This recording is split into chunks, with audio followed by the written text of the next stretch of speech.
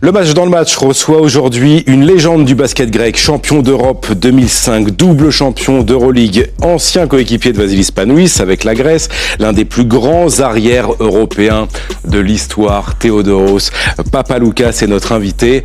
Bonsoir Theodoros, comment allez-vous ? Je vais très bien. Je suis ravi d'être parmi vous. Merci pour l'invitation. Je n'ai jamais été à Monaco. Je suis déjà impressionné.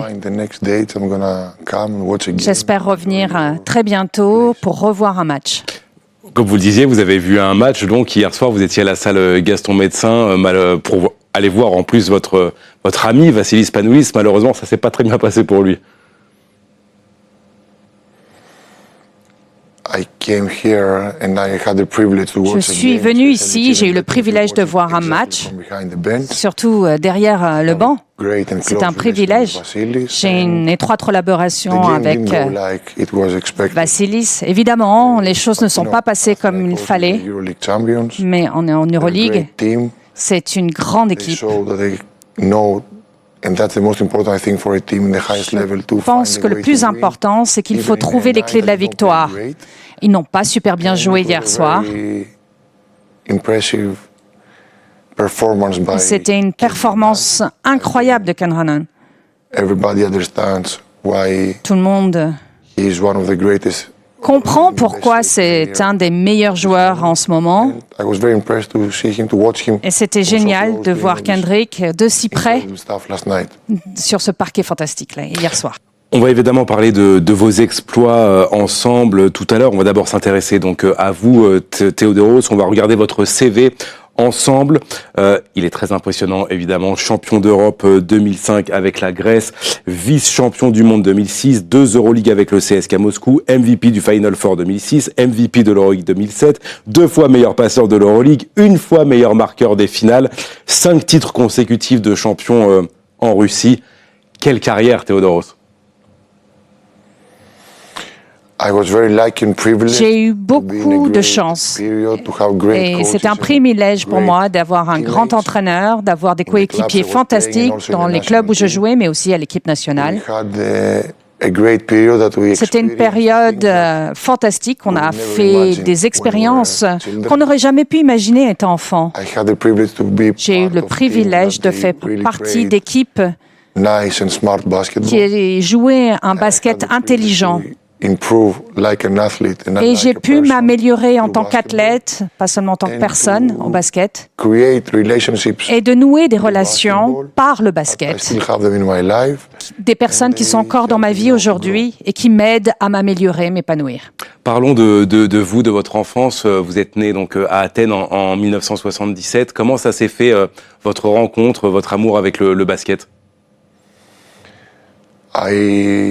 Je suis né dans un petit endroit à Athènes. Et le complexe sportif le plus proche, c'était du basket. C'était une salle de basket.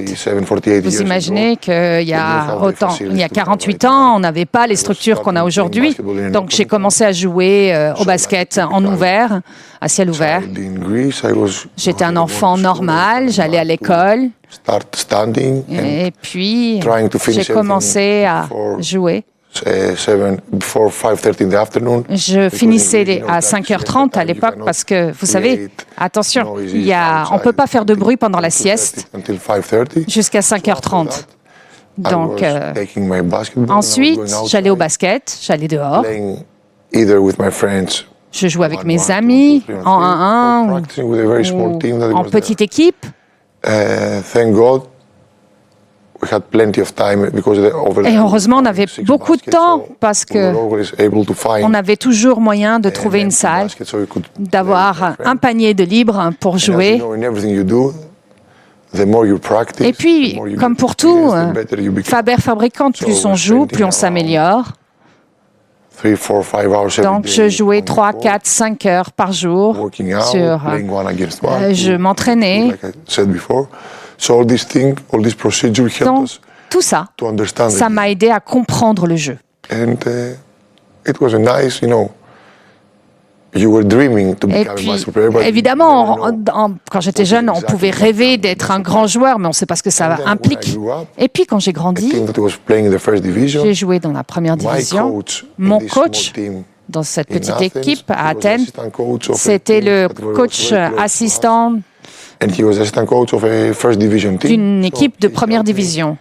Et donc, il m'a aidé. Il a dit, vous savez, j'ai ce jeune, il a l'air intéressant. Et donc, j'ai commencé à rentrer dans une meilleure équipe, dans des meilleures conditions. Et ça m'a aidé à prendre de l'ampleur dans mon jeu. Est-ce que, comme de nombreux Grecs, vous avez aussi été, peut-être ça vous a incité à aller vers le basket, mais est-ce que vous avez été marqué aussi par le titre en 87 ? Bien sûr, ma génération s'est mise à adorer le basket grâce à cette équipe, Galis, Giannakis, Christopher, Filippo. Tous ces joueurs, eh bien, ce sont des idoles pour les jeunes. C'était les meilleurs héros pour nous. Ils ont aidé aussi à améliorer la portée du basket à l'époque, parce qu'à l'époque, c'était difficile de trouver ne serait-ce qu'une balle de basket, un ballon de basket à acheter. On devait acheter un ballon en voyage à l'époque. Donc, ça a permis au jeu, à la discipline, de prendre de l'ampleur, à trouver de la motivation et à vraiment jouer au basket. Pendant cette période, également, il y avait de grands entraîneurs de Grèce, de l'ancienne Yougoslavie, Serbie, Croatie, Slovénie. Ils sont venus, ils ont commencé à entraîner des équipes grecques et ils ont apporté des connaissances concernant tout le système. Donc c'était comme en fait une mise à niveau, si vous voulez, pour le basket dans son ensemble. Parce que ma génération avait beaucoup de grands joueurs. C'était un problème pour nos entraîneurs sur l'équipe nationale. La question, c'était comment préparer l'équipe, qui sélectionner. Donc ça a été le résultat du succès apporté par l'équipe nationale grecque en 87, mais aussi en 89. On va s'intéresser maintenant au moment marquant de votre carrière, Théodoros. Alors, vous l'avez dit, ça a commencé à Athènes. Vous avez joué dans divers clubs là-bas. Et puis, en 2001, c'est un peu la consécration. Il y a l'Olympiakos qui vous recrute. Vous ne passez qu'une seule saison avec l'Olympiakos. Vous terminez aux portes du Final Four et vous partez tout de suite en Russie, signé pour le CSKA. Qu'est-ce qui a motivé cette décision ?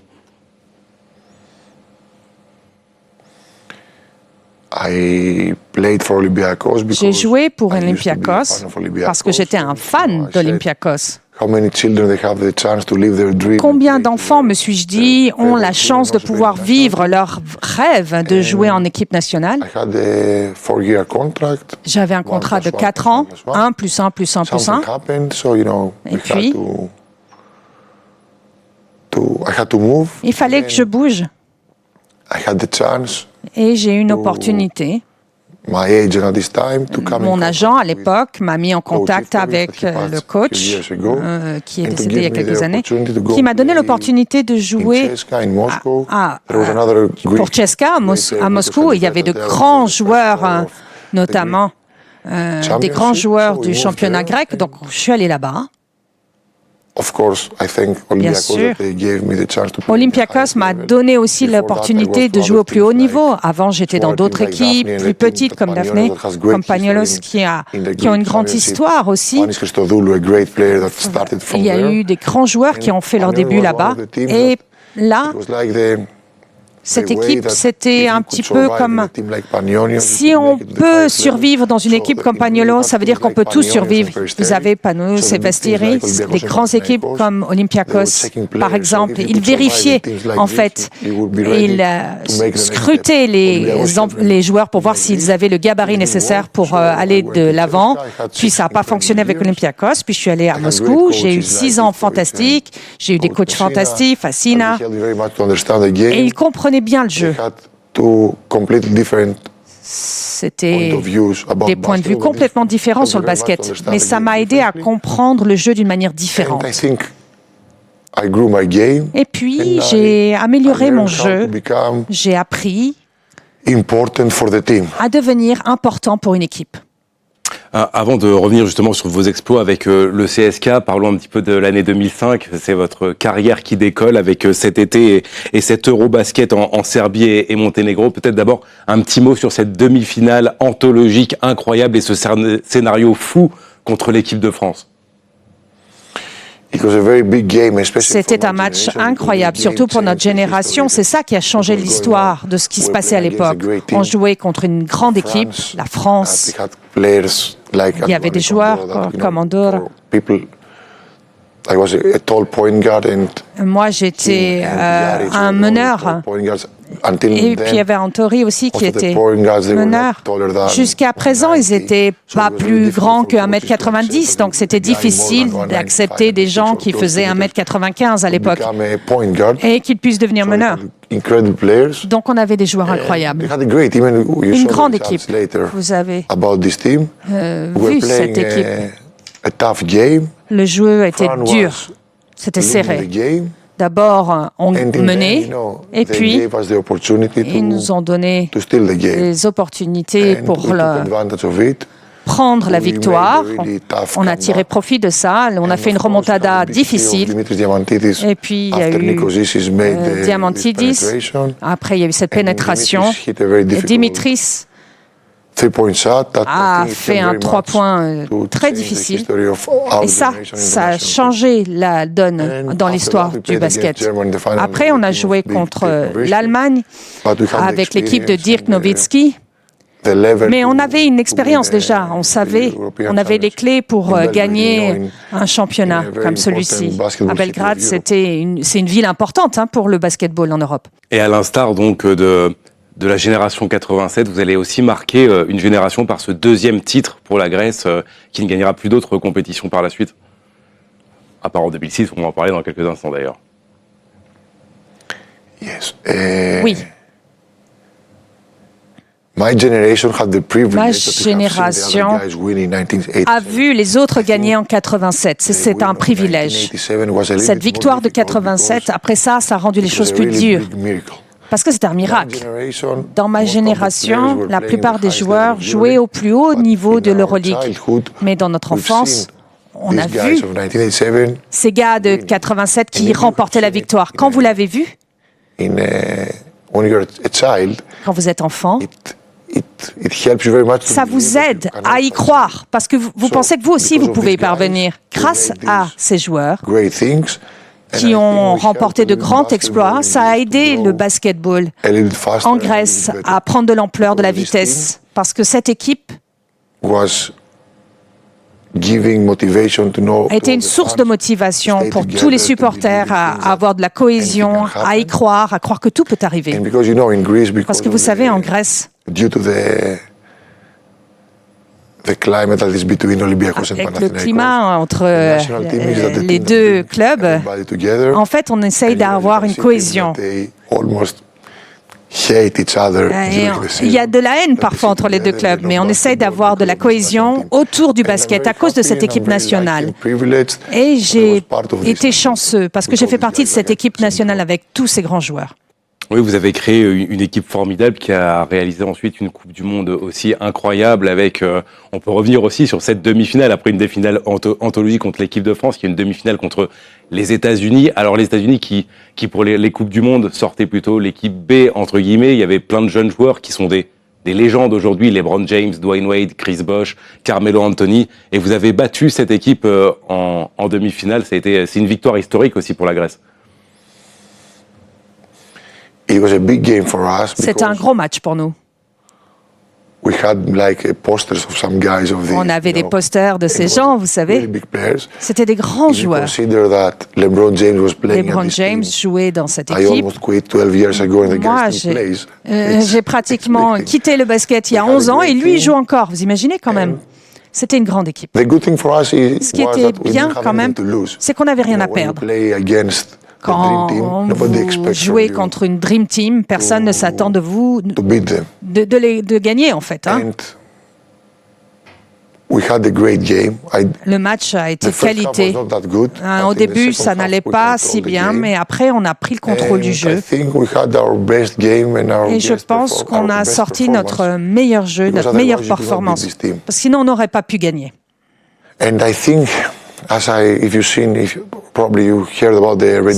Sûrement, vous avez entendu parler du film qu'ils ont fait à ce sujet. Je pense que l'équipe des États-Unis, après cela, ils ont commencé à changer leur mode de pensée.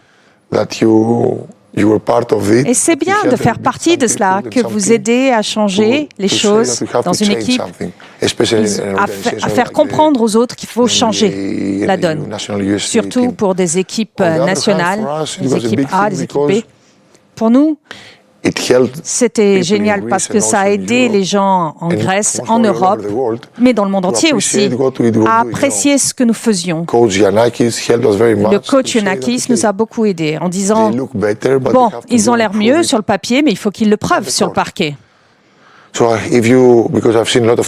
j'ai vu beaucoup de fois ce match. Et quand on le revoit, on voit qu'on est préoccupé dans les 3 dernières minutes, on se rend compte qu'on est proche d'un miracle, proche que le miracle se produise.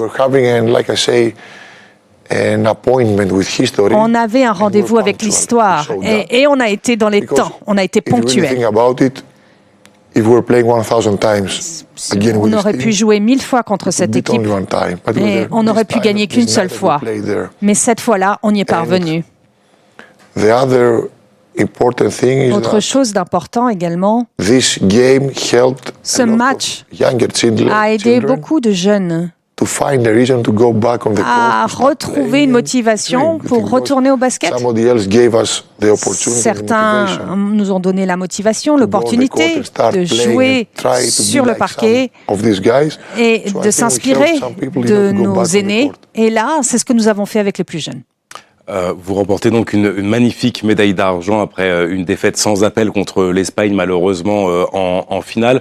En parallèle, en club, votre carrière d'école aussi, Theodoros, vous disputez 3 finales consécutives d'Euroleague avec le CSK, où vous brillez, vous, personnellement, sur ces finales. Vous êtes tout proche même de réaliser quelque chose d'historique, c'est-à-dire remporter 3 Euroleague d'affilée. Vous étiez tout proche. C'est vrai. On a gagné à Prague. On a perdu à Athènes contre Panathinaikos et on a perdu à Madrid. C'était différent. Les choses ont changé. À l'époque, c'était plus facile de monter une équipe qui pouvait jouer très bien pendant 5 ans de suite. Il y avait Maccabi, Panathinaikos, le CSKA, bien sûr, Moscou. Et comme je l'ai dit, j'avais un grand entraîneur et des coéquipiers fantastiques. C'est pas facile de rester au plus haut niveau, surtout quand on a tant de talent et tant de grands joueurs.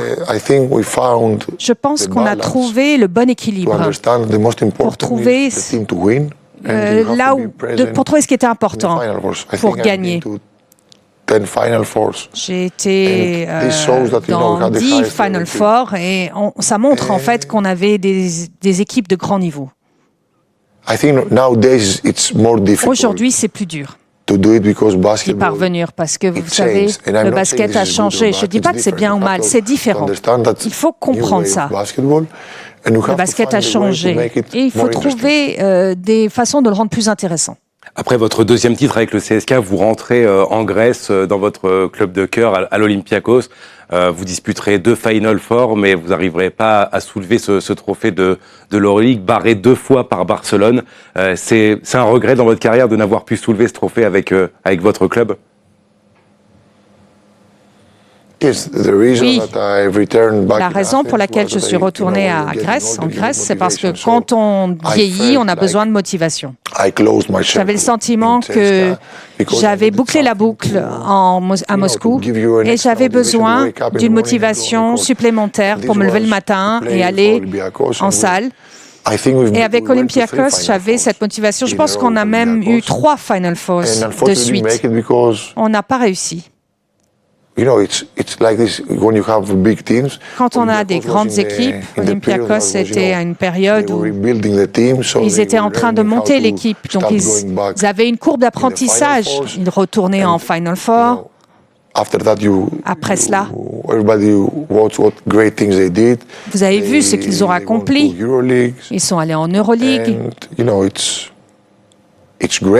C'est génial. Et je suis ravi qu'ils y soient parvenus. Merci. Alors, bien sûr, j'aurais aimé gagner avec Olympiakos. Ça n'a pas été le cas. Mais il faut vivre avec. Parce que quand on vieillit, on ne peut pas rester sur cette amertume-là. Il faut continuer.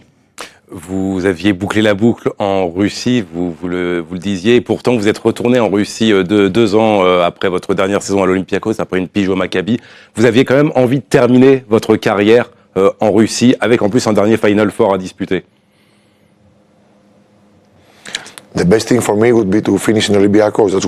J'aurais aimé finir avec l'Olympiakos. Malheureusement, on n'y est pas parvenu, donc j'ai joué une fois à Maccabi, à Tel Aviv. J'ai eu une expérience fantastique. J'ai rencontré des gens fantastiques que je fréquente encore. On a été aussi à la Ligue Adriatique. Mais je voulais jouer encore une année de plus au plus haut niveau. Moscou m'a donné cette opportunité. L'entraîneur a pris contact. Je suis revenu. C'était génial pour moi. Parce que vous savez, c'est comme si vous rentrez un peu vous retourniez chez vous, dans votre chambre d'enfance. Vous savez où est le lit. Vous savez où est votre bureau.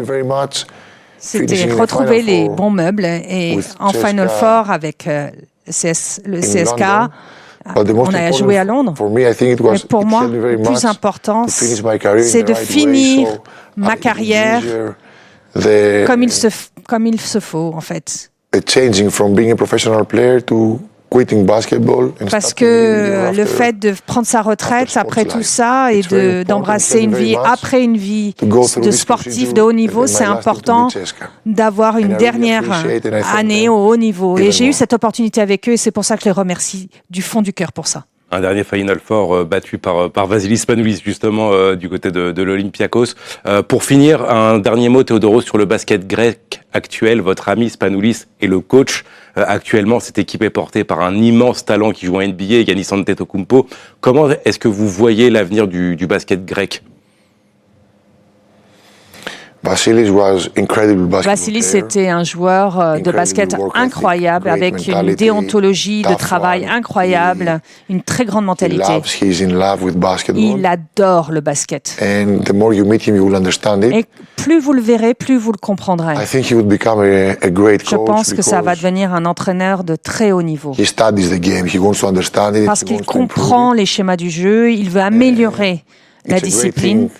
C'est une équipe fantastique. Il sait comment monter de bonnes équipes. Il parle avec des gens qui sont passionnés de basket, qui sont sur la même longueur d'onde. Je